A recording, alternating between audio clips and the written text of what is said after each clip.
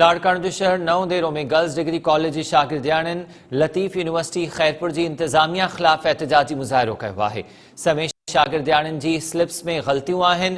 केतिरनि स्लिप्स ते छोकरनि जूं तस्वीरूं हयूं वयूं। शागिर्दियाणिन तरफ़ां इहे शिकायतूं कई वयूं। शागिर्दियाणिन जो चवणु आहे त यूनिवर्सिटी इंतजामिया ॼाणी वाणी स्लिप्स ऐं सर्टिफिकेट्स में ग़लतियूं करे परेशान करे रही आहे। बार बार शिकायतूं करण बावजूद साॻियूं ई ग़लतियूं वर्जायूं वयूं आहिनि। डिग्री कॉलेज के प्रिंसिपल फ़हीम अख्तर अंसारी तरफा भी इन गलतियों की तस्दीक कई वही है। नओं देरो में गर्ल्स डिग्री कॉलेज की शागिर्दियाणिन शाह लतीफ़ यूनिवर्सिटी खैरपुर की इंतजामिया खिलाफ एहतजाजी मुज़ाहिरो कयो। नूर मोहम्मद सूमरो का तफसील मालूम क्यों था। नूर मोहम्मद वधिक आगाह कजो।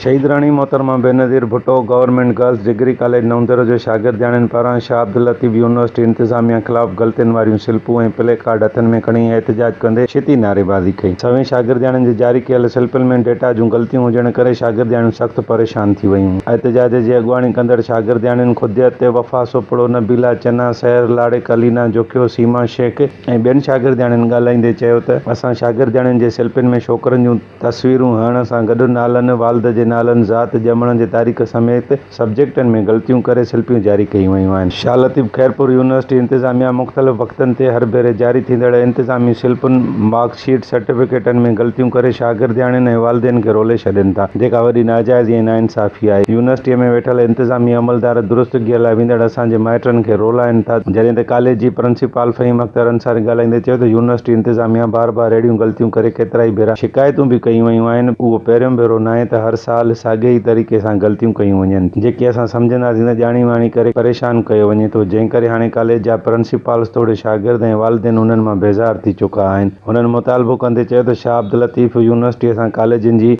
एफिलिएशन्स ख़तमु करे ॿी कंहिं यूनिवर्सिटीअ सां कई वञे। यूनिवर्सिटीअ जे वीसी समेत कोताही कंदड़नि ख़िलाफ़ कार्रवाई करे इंसाफ़ फराहम कयो वञे। जी नूर मोहम्मद, मेहरबानी तफसील ॾियण जे लाइ।